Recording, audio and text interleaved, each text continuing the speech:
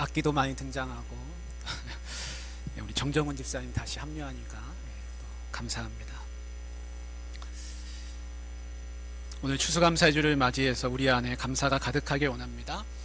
여러분 옆에 계신 분하고 같이 인사하겠습니다. 오늘 설교 제목이 감사 능력이라 이렇게 했는데요, 우리 옆에 계신 분하고 인사할 때 감사가 능력입니다 하겠습니다. 감사가 능력입니다. 예, 감사가 능력입니다. 예. 감사합니다. 여러분 그 예술 치료라는 게 있다 그래요. 예술 치료. 예술 치료 안에 음악 치료, 미술 치료, 독서 치료, 여러 가지 치료의 방법이 있는데 그 중에 하나가 시 치료라고 합니다. 시 아시죠? 시 치료. 여러분 우리나라에서 가장 감사하기 어려운 분들이 모여 계신 곳이 어디일까요? 죄를 짓고 감옥에 갇혀 있는 분들 참 감사하기 어렵겠죠. 근데 이 감옥에 있는 재소자들한테 이 시 치료를 했다고 그래요. 그래서 그분들 모아놓고 시를 쓰게 하고 시를 가지고 상담을 했다는 겁니다. 그래서 이제 그 시를 치료 과정 중에 하나가 잠들기 전에 감사 일기를 매일매일 쓰는 겁니다. 처음에 이제 그 숙제를 내줬습니다. 내줬더니 다 어이없어 하는 겁니다. 아니 무슨 이런 숙제를 하라고 합니까? 어떻게 감사하라고 하는 겁니까? 여기 와서 하루만 살아보십시오. 감사가 나오나. 다 하기를 싫어했습니다. 여러분 우리가 소파에 집에 가만히 편하게 앉아 있어도 감사 그러면 내가 뭘 감사해야 되나 생각이 잘 안 나지요. 여러분 감옥에서 뭐 감사할 수 있겠습니까? 근데 그들이 감사 쓴 거는 우리가 전혀 생각하지 못한 그런 것이었습니다. 바퀴벌레에게 감사한다. 여기도 사람 사는 곳이라고 찾아와 주었구나. 아침에 눈을 뜬 것 감사한다. 내 이름을 불러주는 이가 있어서 감사한다. 이런 이야기를 그들이 적었습니다. 노숙자들한테도 감사 이거를 시치료를 했다 그럽니다. 여러분 노숙자들은 오늘 하루 내가 어디 가서 끼니를 때울까, 오늘 밤 내가 어디 가서 잘까 걱정 근심이 많은 분들 아닙니까? 그분들 중에 참여하신 분들 중에는 전직 사업하다가 부도나신 전직 사장님도 있고, 빚쟁이한테 쪼들려 가지고 시달리다가 가족들 뿔뿔이 흩어지고 가족들 어디서 사는지도 모르고 그렇게 있는 분도 있고, 부모님 얼굴도 모르는 고아 출신도 있고, 그런 다양한 분들이 모여서 이것을 하게 됐습니다. 근데 그분들이 이렇게 시를 썼습니다. 얼굴도 모르는 부모님, 이 세상에 태어나게 해주셔서 감사합니다. 손과 발은 멀쩡하게 해주셔서 감사합니다. 하늘을 이불 삼고 눈과 비에 시달립니다. 이 험한 세상 나를 보듬어 주는 사회의 손길에 감사합니다. 여러분 우리가 따질 것도 없이 우리는 노숙자보다 훨씬 더 낫고 감옥에 있는 재소자들보다 비할 바가 없이 더 나은 생활을 하고 있습니다. 그런데 우리가 집에 요즘 전기장판 다 켜놓으시잖아요. 전기장판 켜놓고 따뜻한 이불 속에 들어가서 그렇게 있어도 감사하면 뭐가 감사한지 생각 안 나고, 밥솥에 흰밥이 가득해가지고 내가 먹고 싶을 때 내가 내 양껏 먹을 수가 있는데도 불구하고 그게 생각이 잘 안 납니다. 모든 것이 너무 당연하다고 여기고 있기 때문인 것입니다. 우리 지난 목요일에 수학능력 시험 봤습니다. 대학은 여기 와가지고 공부할 수 있는 능력이 있느냐, 그걸 이제 보는 것이죠. 그럼 하나님은 무슨 능력을 보실까요? 하나님은 우리를 보실 때 무슨 능력을 보실까요? 세상은 IQ를 봅니다. 문제를 잘 풀 수 있는 능력, 암기를 잘할 수 있는 능력, 업무를 잘하는 능력을 봅니다. 요즘은 감성 능력, EQ도 많이 중요하다 그래요. 그래서 사람 만나가지고 공감하고 대화할 수 있느냐, 이게 감성 EQ 능력인데 이것도 아주 중요합니다. 다 중요합니다. 근데 성경을 읽어보니까 IQ, EQ 이런 거는 잘 안 나오고 하나님이 중요하게 생각하시는 능력이 있는데 그게 뭐냐면 감사할 수 있느냐 능력입니다. 하나님 앞에서는 머리 좋은 것보다 그가 감사하고 있느냐, 얘야 너는 감사하고 있니? 그것이 하나님한테는 중요한 능력이라는 겁니다. 오늘 118편 우리가 읽었는데 그 말씀이 시작이 어떻게 나오고 있습니까? 여호와께 감사하라. 그는 선하시며 그의 인자하심이 영원함이로다. 여러분, 명령에 내가 따를 수 있으면 능력이 있는 거고, 내가 명령을 듣고 따를 수 없으면 능력 상실한 겁니다. 근데 뭐라고 합니까? 여호와께 감사하라. 명령하고 있습니다. 내가 이 명령을 듣고 감사할 수 있으면 감사 능력이 있는 것이고, 그래도 나는 감사 못하겠다. 뭘 감사해야 되나? 그러고 있으면 감사 능력을 내가 지금 되찾아야 하는 것이죠. 118편에서는 무엇을 감사해야 하는지를 분명하게 얘기해 줍니다. 여호와께서 인자하시다. 그 인자하심이 영원히 변치 않는다는 겁니다. 그거를 가지고 감사하라, 그렇게 말씀하고 있습니다. 우리 지난 시간에도 인자하심, 그걸 우리가 헤세드라는 말을 들어본 적이 있습니다. 그래서 아기를 엄마가 낳고 그 엄마가 아기를 젖먹이는 거, 우리 하람이가 지금 이제 막 태어난 지 얼마 안 됐는데 그 하람이한테 젖을 먹이는 거, 그 엄마의 사랑, 그것을 성경은 헤세드라, 인자하시다, 인자하심이라 이렇게 하는데, 성경에서는 여호와께서 인자하시라, 그 인자하심이 영원하다, 변치 않는다, 그걸 가지고 감사하라, 그렇게 이야기해 주고 있습니다. 우리 2절 자막으로 한번 보겠습니다. 자막에 빨간 줄로 제가 해놨는데 그것만 한번 읽어보겠습니다. 시작. 그의 인자하심이 영원하다. 3절 그의 인자하심이 영원하다 할지로다. 4절 그의 인자하심이 영원하다. 그래서 이 118편은 똑같이 반복됩니다. 2절, 3절, 4절, 28절, 우리 29절도 한번 읽어보겠습니다. 29절 그의 인자하심이 영원함이로다. 그래서 시편의 처음과 끝이 다 동일합니다. 주제는 뭐냐면 하나님이 인자하시다, 그걸 기억하고 감사하라는 것입니다. 여러분, 세상 사람들은 감사하자고 하면 감사의 주제가 시험 잘 붙이는 거, 취업 잘하는 거, 건강, 사업, 승진, 그런 걸 가지고 감사하기가 쉽습니다. 그거 당연히 감사해야 하는 것이죠. 근데 성경이 말하고 있는 주제는 그게 아닙니다. 여러분, 취업, 원하는 곳에 취업하는 거 정말 하늘의 별 따기 같고 반을 통과한 것 같습니다.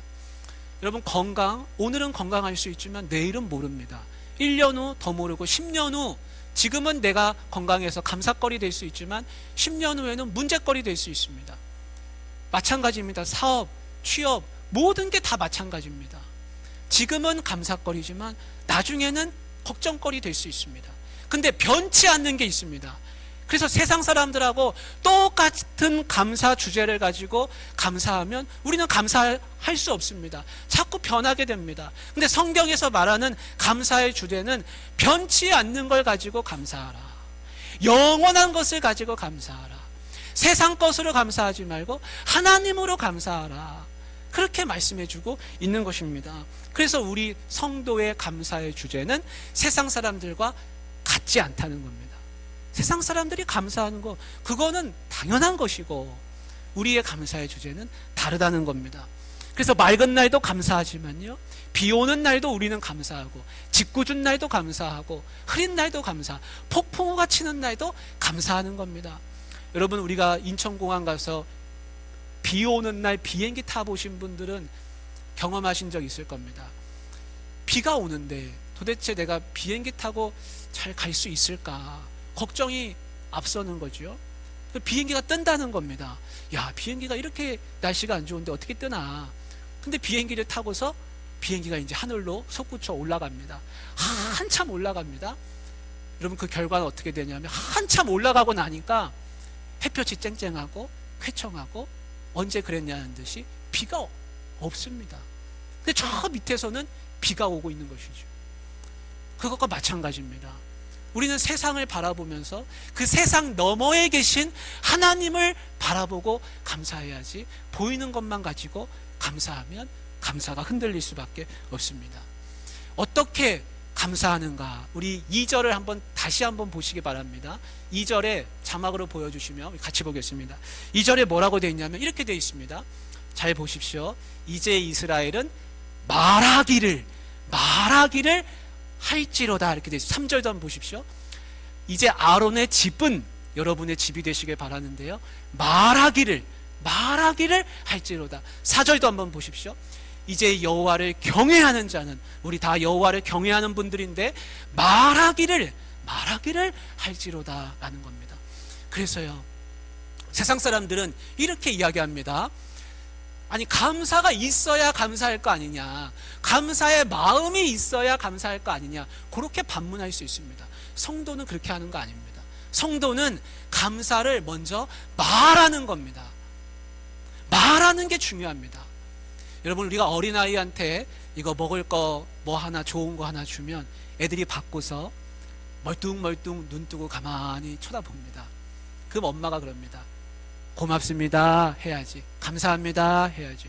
그럼 애가 이거 받고서 감사합니다, 고맙습니다, 그때 압니다.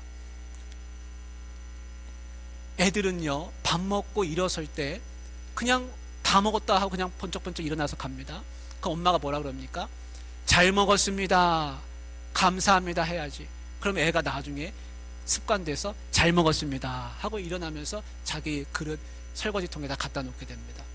여러분, 애가 그걸 감사한 거를 마음에서 우러나와서 한 겁니까? 아니에요. 가르쳐 주니까, 아, 이게 감사한 거구나, 이거는 고마워해야 하는 것이구나, 그때서야 깨닫고 입에 붙더라는 겁니다. 성경은 우리에게 그거를 말씀해 주고 있습니다. 먼저 입으로 고백할 때 감사의 마음도 흘러나오는 것이지, 사람은요, 배워야 감사하지 안 배우면 감사할 줄 모릅니다. 내가 상황과 처지에 따라서 늘 고맙기도 하고, 이거는 감사 안 하기도 하고, 자기 생각대로 자기 몸에 붙은 습관대로 합니다. 그래서 좋은 부모는 어떻게 합니까? 감사해라, 고마워해라, 세상에 나아가서 어떻게 감사하며 살아야 되는지를 다 가르쳐 줍니다. 하나님이 우리에게 가르쳐 주시는 것은 무엇입니까? 입술로 먼저 고백하면, 그러면 마음에서 감사도 나온다는 겁니다. 여러분, 내가 감사가 있어야지 고맙다고 해야 할 거 아닙니까? 라고 반문하기 전에 내 입에 고맙습니다, 감사합니다가 먼저 붙어 있는지를 우리가 다시 되돌아보기를 원합니다. 저도 말씀 준비하면서 그런 생각 많이 했습니다. 아, 나도 감사를 많이 잊고 살았구나. 설교 말씀 준비하는 거 여러분 얼마나 그거 감사한 겁니까? 하나님 말씀 연구하고 들여다보고 있다는 거, 그거 얼마나 감사합니까? 여기 나와서 설교할 수 있다는 거 얼마나 감사합니까? 아, 듣는 성도가 있다는 거 얼마나 감사합니까? 교회가 있어서 얼마나 감사합니까? 집이 있어서 얼마나 감사합니까? 내 가족들이 있고 가정이 있고 애들이 있어서 얼마나 감사합니까? 감사를 그동안 잊고 살았구나. 추수감사주일이 우리에게 주는 선물이 있다면 감사를 다시 되찾게 해주는 것인 줄 압니다. 근데 우리가 사실 살다 보면 감사를 많이 잊어버리고 삽니다. 근데 이 118편 우리가 시간이 없어서 다 읽지 못했지만 이 속에 얼마나 많은 우환과 환란이 있는지 우리가 자막으로 잠깐만 살펴보겠습니다. 여러분 한번 방송실에서 보여주시기 바랍니다. 5절에 한번 같이 읽겠습니다. 시작. 내가 고통 중에 여호와께 부르짖었더니. 10절입니다. 10절. 문 나라가 나를 애워쌌으니. 11절. 그들이 나를 애워싸고 애워쌌으니. 12절. 그들이 벌들처럼 나를 애워쌌으나. 13절. 너는 나를 밀쳐 넘어뜨리려 하였으나. 여러분 얼마나 환란이 많습니까? 애워싸고 둘러싸고 넘어뜨리려 하고 나를 환란 가운데 밀어넣는 사람들이 얼마나 많습니까? 여러분 우크라이나 러시아 전쟁 끝나지도 않았는데 팔레스타인 이스라엘 전쟁하고 있고, 그 전에 아프가니스탄 전쟁했고, 그 전에 우리가 아는 전쟁 이라크 전쟁도 있고, 우리가 모르는 전쟁 아프리카에는 내전들이 매일같이 일어납니다. 인류 역사 3500년 중에 전쟁 환란 없는 날이 몇 년 불과 안 된다 그럽니다. 여러분 내 인생에 환란이 온다 그러면 그게 이상한 게 아니고 그거는 어쩌면 당연하고 자연스러운 건지도 모릅니다. 내가 환란 없이 사는 게 오히려 참 은혜였다. 그것이 얼마나 내게 감사했던가. 여러분 우리가 그렇게 생각을 바꿔야 할 줄로 압니다. 우리가 도둑 맞으면 억울해합니다. 내 거 훔쳐갔구나. 근데 감사를 잃어버리면 내 거 도둑 맞은 줄 모릅니다. 감사는 내 거였습니다. 하나님이 나에게 감사를 주셨습니다. 근데 우리가 살면서 자꾸 이거를 잃어버리는 겁니다. 도둑 맞았습니다. 소매치기 당했습니다. 누가 훔쳐갔습니까? 세상 근심 걱정 환난이 내 감사거리를 훔쳐갔습니다. 뺏어갔습니다. 그러면 여러분, 우리는 안타까워해야 되는데 내 물건 잊어버리고 잃어버린 줄 모르면 어떻게 되는 것입니까? 그건 내 거였습니다. 감사는 내 겁니다. 여러분, 잃어버리신 게 있다면 꼭 되찾으시기를 바랍니다. 제가 한 가지 이야기 해드리겠습니다. 중고등학교 영어 교과서 집필하신 그 서강대의 장영희 영문학과 그 교수님이 계셨는데, 이분은 태어날 때 소아마비가 있으셔가지고 장애인으로 태어나셨고 57세의 나이로 세상을 떠나게 됐습니다. 근데 이분이 몸이 많이 안 좋았는데 병원에 이렇게 입원해 있으면서 햇살을 보는 거예요. 창문으로 넘어오는 그 가을 햇살을 보면서 얼마나 감사하고, 그 가을 햇살이 너무 맑고 화사하고 너무 아름다운 겁니다.